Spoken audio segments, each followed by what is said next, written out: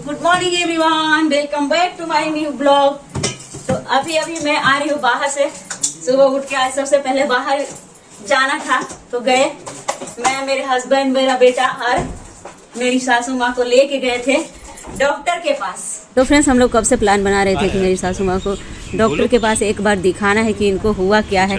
क्योंकि लोग बोलते हैं कि बुढ़ापा है तो भूल जाते हैं, लेकिन ये हम लोग का भ्रम था। सब लोग के मुंह से यही सुनते आए हैं कि बुढ़ापा है तो भूलना कोई ये बड़ी बात नहीं है, भूल ही जाते हैं। लोग बोलते थे, चाहे अपने हो चाहे रिश्तेदार हो, सब लोग यही बोलते थे कि बुढ़ापा है। हम तो भूलते हैं तो वो तो बूढ़ी ही हैं। लेकिन हम लोग को ये नहीं पता था कि ये बहुत बड़ी बीमारी है जिसका इलाज हमको पहले ही कराना चाहिए था। लेकिन हम लोग इसके बारे में समझ नहीं पाए और उसका जो है खामियाजा अभी हम लोग बुरी तरह से भुगत रहे हैं और भुगतना पड़ेगा। और हम लोग आसपास में सुनते थे कि उसकी माँ पागल हो गई, भाग गई, उसकी माँ का दिमाग काम नहीं करता है, घर से बाहर हो गई, पर कभी ध्यान ही नहीं दिए इस बात पर। इस सासू माँ को एडवांस डिमेंशिया है। डिमेंशिया मतलब कि पूरी तरह से दिमाग जो है अब एकदम खत्म हो गया है, जिसमें कि अजीब हरकतें करना, खाना जो भूल जाना, रात भर नहीं सोना, 2 दिन तक नहीं सोती है, रात को गेट खोल के बाहर निकल जाती है कुछ भी। इसलिए डॉक्टर बोला है कि लॉक करके रखा कीजिए और आपको 24 घंटा इनको ध्यान देना पड़ेगा। लेकिन क्या होता है ना कि जब हम लॉक करते हैं ना और हम सोने भी जाते हैं और रात को जो हलचल करती है ना, दरवाजा पीटना और दरवाजा को खट करना, तो क्या है कि हम लोग का नींद बहुत डिस्टर्ब हो जाता है। उस समय फिर नींद भी नहीं आता है, तो क्या करें समझ नहीं आता है। कभी तो पागल जैसा लगता है हम खुद पागल हो जाए। एडवांस स्टेज में है तो कुछ भी नहीं आप कर सकते हैं, कोई फायदा नहीं है ट्रीटमेंट कराने से। ऐसे आप लोग आइए, हर 4-5 दिन में आपको हम कुछ दवा दे सकते हैं, लेकिन कुछ अंतर होने का चांस नहीं है। सीधे बोल दिया है। और ये वक्त अभी जो है हम लोग के लिए बहुत मुश्किल वक्त है, बहुत मुश्किल। बाथरूम जाना वो भूल जाना और क्या मतलब करना वो खुल के नहीं बता सकते। बहुत कुछ ऐसा होता है घर में जो कि हम अभी फेस कर रहे हैं उस चीज को, और अभी कितना दिन फेस करना पड़ेगा पता नहीं। बहुत मुश्किल घड़ी है और मैं टेंशन में हूँ कि कितना दिन ये चलेगा और कितना दिन तक मैं इस चीज को फेस करती रहूंगी, इस चीज से गुजरती रहूंगी। क्योंकि मैं मेंटली बहुत हरास हो जाती हूँ कभी बहुत ज्यादा।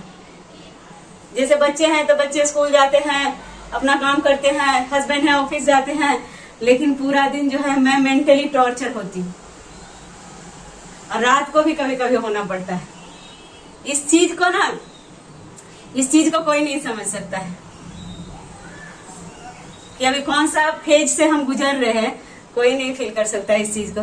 क्योंकि डिमेंशिया ऐसा बीमारी है कि उसमें इंसान पूरी तरह से अपना खो देता है।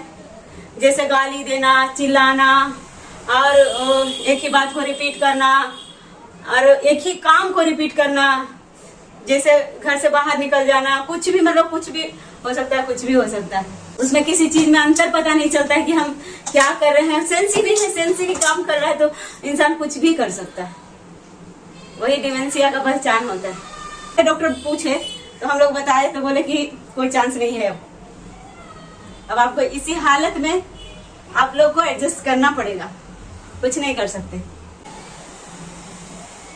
और इसीलिए मेरा बेटा चाहता था कि मैं एक बार डॉक्टर के पास जाऊं और पता करूं कि इनको हुआ क्या है। तो इसीलिए डॉक्टर के पास गए हम लोग को पता था, क्योंकि एज भी बहुत हो गया है तो अब इसका ट्रीटमेंट नहीं हो सकता। क्योंकि इस एज में आके नस वस सब सूखने लगता है तो अब क्या हो सकता है। और फिर ना ऑपरेशन होगा ना कोई ट्रीटमेंट, वैसा स्पेशल ट्रीटमेंट नहीं होगा। क्योंकि बहुत कुछ चीजें एज होने पर कुछ नहीं हो सकता है, ज्यादा कुछ ऑपरेशन नहीं, कुछ भी नहीं हो सकता। तो डॉक्टर इसलिए सीधी बोल दिए कि आप कुछ नहीं कर सकते। अब बस एक चीज की नींद की गोली दिए हैं कि अगर लगातार नहीं सोते हैं तो उनको नींद की गोली दे के सुलाने के लिए, और बाकी कुछ नहीं बोले। तो या तो जिनके घर में ऐसे पेशेंट होते हैं उनको पता होता है, नहीं तो फिर दूसरा आदमी फील ही नहीं कर सकता कि क्या होता है।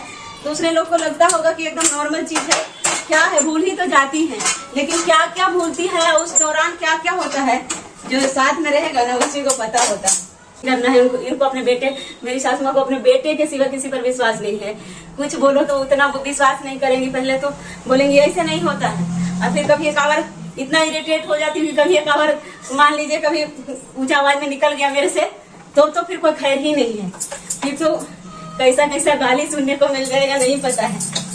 इसलिए ज्यादातर सोचती हूँ इग्नोर ही करूं, लेकिन जहां तक इग्नोर करने की बात होती है इग्नोर ही करते हैं, लेकिन कहीं कहीं पे ऐसा हो जाता है कि एकदम जिद बांध लेती है कि हमको ये काम करना है तो करना है, और अगर बोलेंगे तो उस समय बैठ जाएगी, फिर 1 मिनट के बाद वही काम, फिर बैठ जाएंगी, बोलेंगे फिर 1 मिनट के बाद वही काम, मतलब सेम चीज को रिपीट करना। बोले कि कहाँ गए थे, डॉक्टर के पास लेके गए थे दिखाने के लिए, और हमको कुछ हुआ है डॉक्टर के पास दिखाने ले गए थे, खाली ऐसी पैसा बर्बादी। हम बोले आपको नहीं पता चलेगा कि क्या आप करती है और क्यों ले गए थे डॉक्टर के पास।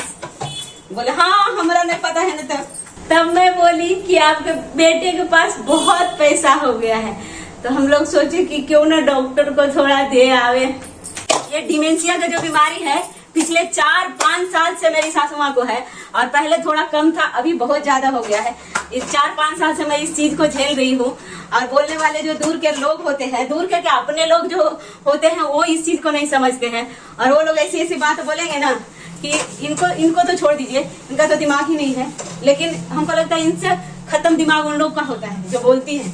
करना धरना तो कुछ नहीं, लेकिन बोलने में आगे रहती है बोलने वाली। ये अभी कि पेरेंट्स भी कोई चीज होते हैं उनको इतना करना होता है और करके देना चाहिए हमको, वो सिखा देते दूसरे को। आके ऐसा बात बोलेंगे जैसे लगता है कि दुनिया का ज्ञान ही वही है और दुनिया का समझ उन्हीं को है। अभी किस परिस्थिति में हम हैं वो जो हमारे साथ 10 दिन रह जाएगा ना उसको पता हो जाएगा। कभी कभी मेरा मूड होता है ना सचमुच इतना, कभी कभी इतना मतलब मैं बेकार, मुझे लगता है ना कि मैं खुद पागल हो जाऊंगी, इतना मतलब लगता है ना कि टॉर्चर वाली जिंदगी हो गई है। तो मैं मेरे हस्बैंड को कभी मैं बोलती हूँ कि देखिएगा ये स्थिति रहा ना तो 2-4 साल में मैं भी पागल हो जाऊंगी। वो बोलते हैं कि हर चीज को एकदम हंस के लो, एकदम हर चीज को एकदम इजी लो, टेंशन इतना मत लो, लेकिन भाई इंसान है, सबके अंदर दिल है, सबके अंदर फीलिंग्स है, तो कैसे इतना कैसे हो सकता है किसी का? कोई भगवान थोड़ी ना है जितना टॉर्चर झेल लेगा एकदम से, कितना भी पॉजिटिव सोचने वाला रहेगा इतना टॉर्चर थोड़ी कोई झेल लेगा, बहुत मुश्किल होता है।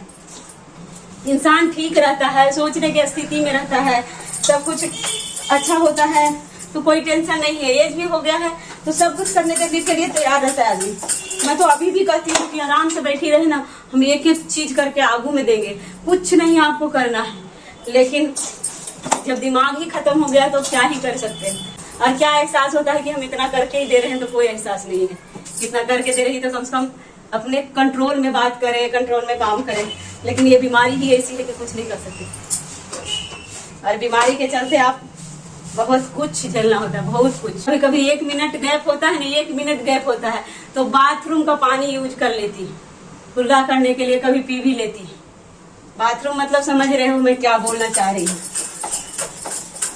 1 मिनट मतलब 24 घंटा में 1 मिनट ने नजर हटना चाहिए।